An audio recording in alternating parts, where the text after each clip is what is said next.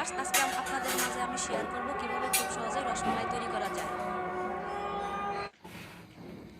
এখন আমি একটা 200 মিলিগ্রাম দুধের প্যাকেট নিয়ে নিলাম। তারপর দিয়ে দিলাম পরিমাণ মতো চিনি, তারপর দিয়ে দিলাম 2টা এলাচ। এবার আমি চুলায় বসিয়ে দিলাম ভালোভাবে ফুটার জন্য। এবার আমি নিয়েছি একটা ডিম এবং গুঁড়ো দুধ। এবার কি দিলেন? দুধটাই ঢাললেন না আবার? একটা 3 প্যাকেট গুঁড়ো দুধ দিয়ে নিয়েছি। আপনি আপনাদের একটা ইচ্ছা প্যাকেট মতো দিলে দেখাইলেই তো মেলা, আমি ওইটাই বলতে চাইছিলাম।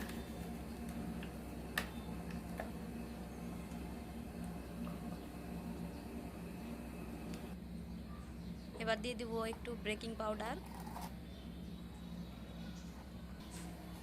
দিয়ে দিব 1 চিমটি লবণ,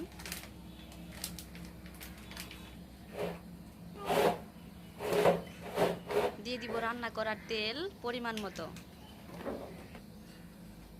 এরপর দিয়ে দিব ডিম।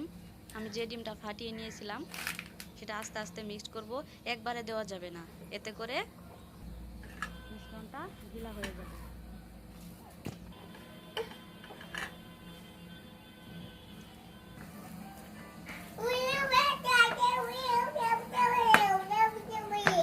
খুব সুন্দর করে মুছে নিতে হবে যাতে তৈরি করার সময় ফেটে না যায়।